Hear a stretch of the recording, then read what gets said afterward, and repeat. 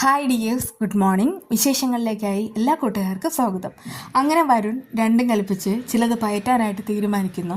അതായത് അവൻ ആ ഒരു ഗ്യാപ്പിൽ, കൃഷിയില്ലാത്ത ഗ്യാപ്പിൽ കയറി കളിക്കാനായിട്ട് നോക്കുകയാണ്. പ്രത്യേകിച്ച് അവന് വേണ്ടിയിട്ടാണല്ലോ മാനസ ഇത് റീക്രിയേറ്റ് ചെയ്തതും ആ ഫയൽ വിനയൻ അവിടെ കൊണ്ടുപോയി വെക്കുന്നതും, വിനയനല്ല, ആ ശാന്തയെ കൊണ്ട് വെപ്പിക്കുന്നതും അതിനുശേഷം ആ കൺമണിയെ നേരെ സ്റ്റേഷനിലേക്ക് കൊണ്ടുപോകുന്നതും. എന്നാൽ കൃഷിയും സാഗറും തലകുത്തി നിന്നിട്ട് പോലും സ്റ്റേഷൻ ജാമ്യത്തിൽ കൺമണി വിടുന്നില്ല. പക്ഷെ വരുൺ രണ്ടും കൽപ്പിച്ച് ഇറങ്ങുകയാണ്. അപ്പോൾ അതുപോലെ തന്നെ ജോത്സ്യരോടായി അഭിപ്രായം ചോദിക്കുമ്പോൾ അയാൾ പറയുന്നത് മുതലാളി ഇറങ്ങിക്കൊള്ളാനാ, നല്ല സമയമാണെന്നൊക്കെ പറയുമ്പോൾ വരുൺ സന്തോഷത്തിൽ ഇറങ്ങാണ് കേട്ടോ. പക്ഷേ അങ്ങോട്ട് സ്റ്റേഷനിലേക്ക് പോകുന്ന സമയത്ത് ജംബോ മാത്രം പോകുന്നില്ല. അതിനൊരു കാരണമുണ്ട്. ജോത്സ്യർ പറയുന്നുണ്ട്, ഏതെങ്കിലും പോലീസുകാർ വന്നിട്ട് ആനയിച്ചാൽ മാത്രമേ ജമ്പ വരികയുള്ളൂ, അതിപ്പോൾ ഗുണ്ടകളുടെ പ്രത്യേകതയാണെന്നൊക്കെ പറയുന്നുണ്ട്. പക്ഷെ വരുൺ അകത്ത് പോയിട്ട് ഒന്നും മിണ്ടാതെ കൺമണി തന്നെ നോക്കി നിൽക്കുകയാണ്. വരുൺ അവിടേക്ക് വരുമെന്ന് കൺമണി പ്രതീക്ഷിച്ചതേ ഇല്ല. അപ്പോഴേക്കും വരുൺ ചോദിക്കുന്നുണ്ട്, കൺമണി എന്താ ഇവിടെ, എന്താ കാര്യം? അപ്പോഴേക്കും അങ്ങോട്ട് ഒരു വനിതാ കോൺസ്റ്റബിൾ വരുന്നുണ്ട്. ആ സമയത്ത് വരുൺ പറയുന്നുണ്ട്, ഇങ്ങനെ ഒരു സമയം വന്നിട്ടുണ്ടെങ്കിൽ, അല്ലെങ്കിൽ ഇങ്ങനെ ഒരു കാര്യം വരുമ്പോൾ എന്നെ വിളിച്ചാൽ പോരായിരുന്നോ? ഞാനിവിടെ വന്നിട്ട് സിയോട് സംസാരിക്കുമായിരുന്നു. സി എന്നല്ല, എൻ്റെ കയ്യിൽ ഒരുപാട് പേരുണ്ട്, ഒരുപാട് പോലീസ് ഉദ്യോഗസ്ഥരുമായിട്ട് ഞാൻ ഇപ്പോഴും നല്ല കണക്ഷനിലാണ്, എല്ലാവർക്കും കാശും കൊടുക്കാറുണ്ട്.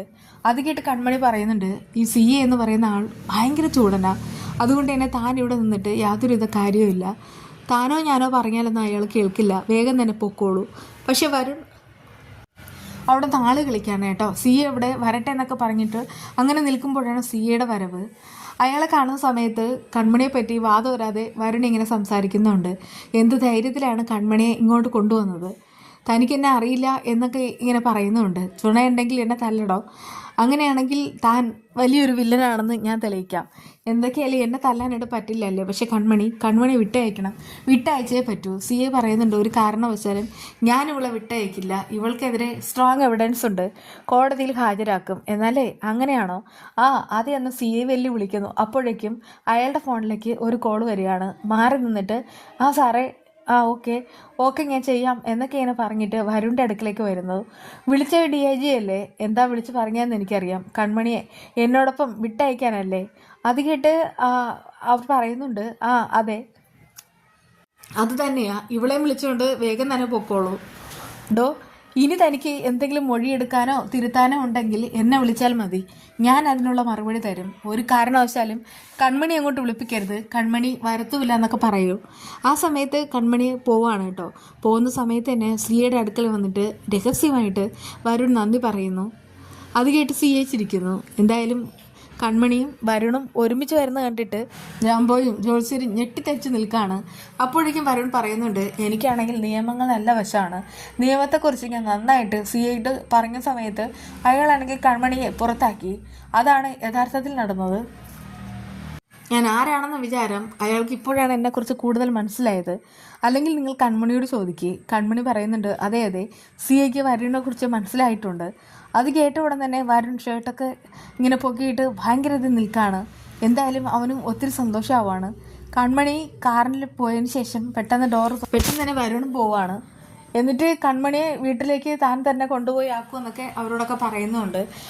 അങ്ങനെ വരുണിൻ്റെ സഹായത്താൽ കൺമണി ഇപ്പോൾ പുറത്തായി. അങ്ങനെ കൺമണിയും വരുണും അവിടുന്ന് പോകുന്നുണ്ട്. കാര്യം അറിയാതെ എല്ലാം സാഗറിൻ്റെ കയ്യിൽ നിന്നും കൈവിട്ട് പോയി. അങ്ങനെ ആകെപ്പാടെ തളർന്നിരിക്കുന്ന സമയത്ത് കൃഷി ഇങ്ങനെ പുറത്തേക്ക് പോകാൻ ഒരുങ്ങുന്നു. അപ്പോഴേക്കും സാഗർ ചോദിക്കുന്നുണ്ട്, നീ എങ്ങോട്ടാ പോണേ? അതെ, ഞാൻ പോകുന്നത് കൺമണിയെ ഇറക്കാനാണ്. രാവിലെ തന്നെ വക്കീലിനെ പോയി കാണണം, അതിനുശേഷം കൊണ്ടുപോയിട്ട് ഒന്ന് സംസാരിക്കണം. അത് കേട്ട ഉടൻ തന്നെ അദ്ദേഹം പറയാണ്, നീ ഇനിയിപ്പോൾ അങ്ങോട്ട് പോയിട്ട് യാതൊരുവിധ കാര്യമില്ല, അവൾ വീട്ടിലുണ്ട്. അവൾക്ക് ജാമ്യം കിട്ടിയച്ചാ, അച്ഛനാണോ ഇറക്കിയത്, സന്തോഷമായല്ലോ എന്നൊക്കെ ഇങ്ങനെ കൃഷി പറയാണേ. അത് കേട്ടിട്ട് സാഗർ പറയുന്നുണ്ട്, മോനെ ഞാനല്ലടാ വരുണ.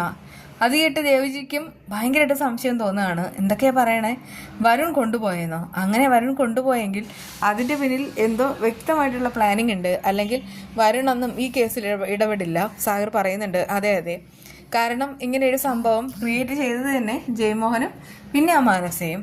അതിനിടയ്ക്ക് ആ വരുൺ കൺമണിയെ പോയിട്ടുണ്ടെങ്കിൽ ഒരു കാരണമുണ്ട് താനും. അതുകൊണ്ട് തന്നെ ഇനിയിപ്പോൾ ഒന്നും വേണ്ട. അപ്പോഴേക്കും കൃഷി പറയുന്നുണ്ട്, ഞാൻ എന്തായാലും അവളുടെ വീട്ടിലേക്ക് പോകാം. മോനെ, നീ നോക്കിക്കൊള്ളാം, പക്ഷേ ആ ധനലക്ഷ്മിയുടെ സ്വഭാവം നമുക്ക് എല്ലാവർക്കും അറിയാവുന്നതാണ്. അവളിങ്ങനെ വായി തുറന്നാൽ വെറുതെ തോന്നിയാസം പറഞ്ഞുകൊണ്ട് നടക്കും. ചിലർക്കൊന്നും അത് പിടിക്കുകയില്ല. ഇനിയിപ്പോൾ കൺമണിയെ വരുൺ ഇറക്കിയ സ്ഥിതിക്ക് അവൾ ഉറപ്പായിട്ടും നിന്നെക്കുറിച്ച് മോശമായിട്ടൊക്കെ പറയും. അതൊന്നും നിനക്ക് പെട്ടെന്നൊന്നും താങ്ങാനായിട്ട് കഴിയില്ല. അതുകൊണ്ട് പോകാതിരിക്കുന്നത് നല്ലത്. ആ സമയത്ത് തന്നെ പക്ഷേ കൃഷി പറയുന്നുണ്ട്, വേണ്ടച്ചാ, അച്ഛനൊന്നും പറയണ്ട, എനിക്കിപ്പോൾ തന്നെ പോകണം, പോയേ തീരൂ. പിന്നെ ധനലക്ഷ്മി അവരോടൊക്കെ ആരാ സംസാരിക്കണേ, എനിക്കറിയാം അവരുടെ സ്വഭാവം, ഞാനൊന്ന് കൺമണിയെ കണ്ടിട്ട് വേഗം വരാച്ച എന്ന് പറഞ്ഞിട്ട് ഇറങ്ങാണ് കേട്ടോ. ആ സമയത്ത് ദേവ്ജിയും സാഗറും ആകെപ്പാടെ സങ്കടപ്പെട്ട് ഇങ്ങനെ ഇരിക്കുകയാണ്.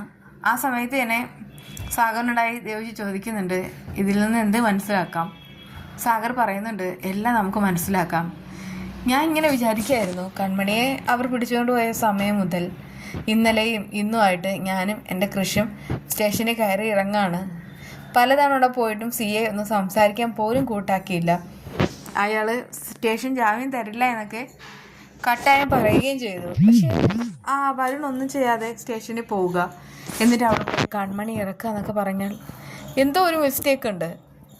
പ്രത്യേകിച്ച് വരുൺ അവിടെ പോയതിന് ശേഷം അവിടെ പ്രശ്നം ഉണ്ടാക്കിയെന്നൊക്കെ പറയണത് CA ആയിട്ട് അയാളവിടെ ഭയങ്കരമായിട്ട് തർക്കമായിരുന്നു. അങ്ങനെ ഭയങ്കര സംസാരവും കാര്യങ്ങളൊക്കെ ഉണ്ടായിരുന്നു. അത് കഴിഞ്ഞിട്ടാണ് CA തോൽപ്പിച്ച് വരുൺ കൺമണി ഇറക്കിയത്. അത് കേട്ടുകൊണ്ടിരിക്കുന്ന ദേവ്ജി പറയുന്നുണ്ട്, ദേ സാഗർ, ഒരു കാര്യം മനസ്സിലായില്ലേ? അതായത് വരുൺ ഇതിലിറങ്ങിയിട്ടുണ്ടെങ്കിൽ ഇത് വരുണോ ജയമോഹനോ മാനസിക കളിക്കുന്ന കളിയല്ല. ഞാൻ മറ്റൊരു കാര്യം പറഞ്ഞാൽ താൻ ഞെട്ടരുത്.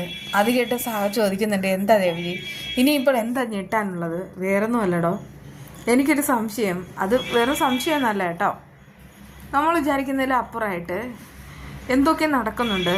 അതായത് ജയമോഹനും മാനസിക ഇതുവരെ കുറേയേറെ നാറിയ കളികൾ കളിച്ചിട്ടുണ്ടെങ്കിലും അവർക്ക് ജയിക്കാനൊന്നും പറ്റിയിട്ടില്ല. അത് അവർക്ക് ബുദ്ധിയില്ലാത്തതുകൊണ്ട് തന്നെയാണ്. പക്ഷേ ബുദ്ധിയുള്ള അതിബുദ്ധിമാനായ ഒരാൾ ഇതിൻ്റെ പിന്നിലുണ്ട്. അത് കേട്ട് സാഗർ ചോദിക്കുന്ന, അങ്ങനെ ഒരാളോ? അതെ സാഗർ, അങ്ങനെ ഒരാളുണ്ട്. അല്ലാതെ ഒരിക്കലും ഇവരിങ്ങനെ ജയിക്കില്ല. ഇതിപ്പോൾ വരുണിനെയും കൂടെ കൂട്ടിയിട്ടുമുണ്ട്. ഏതാണ്ടൊക്കെ ഒരു ചാണക്യൻ എന്ന് വേണം പറയാനായിട്ട്. അതായത് ബുദ്ധി ഉപദേശിച്ച് കൊടുക്കാണ് രഹസ്യത്തിൽ തന്നെ, എന്നിട്ട് ഓരോ കാര്യങ്ങൾ ചെയ്യുന്നു, നമ്മളെ തോൽപ്പിക്കുന്നു. അങ്ങനെയുള്ള ഒരാൾ. അതിയുടെ സാഗറിൻ്റെ മുഖം വലിഞ്ഞു മുറുകുന്നു. ദേവ്ജി പറഞ്ഞതിലും കാര്യമുണ്ട് ദേവ്ജി, എനിക്കും അങ്ങനെ തന്നെയാണ് ഇപ്പോൾ തോന്നണേ. അതുകൊണ്ട് തന്നെ അവർക്ക് പിന്നിൽ കളിക്കാനായിട്ട് ആരെങ്കിലും ഉണ്ടെങ്കിൽ ഉറപ്പായിട്ടും നമ്മൾ അയാളെ കണ്ടുപിടിച്ചിരിക്കും. അയാൾക്കുള്ളത് നമ്മൾ കൊടുക്കുകയും ചെയ്യുന്നൊക്കെ പറയാണ്. ദേവ്ജി പറയുന്നുണ്ട്, മോനെ സാഗർ എത്രയും വേഗം തന്നെ കാര്യങ്ങൾ കണ്ടുപിടിക്കണം. എന്നാൽ മാത്രമേ നമ്മൾ വിചാരിച്ചതുപോലെ എല്ലാം നടക്കുകയുള്ളൂ. അങ്ങനെ അവർ ആരാണെന്ന് കണ്ടുപിടിക്കാൻ പോവാണ്. അതിൻ്റെ പിന്നിൽ വിനയനുണ്ട്. ഇനി വിനയനെ കണ്ടുപിടിക്കും. ഫയലിൻ്റെ കാര്യവും അന്വേഷിച്ച് കണ്ടെത്തുകയും ചെയ്യും. വിശേഷങ്ങളായി കാണാം.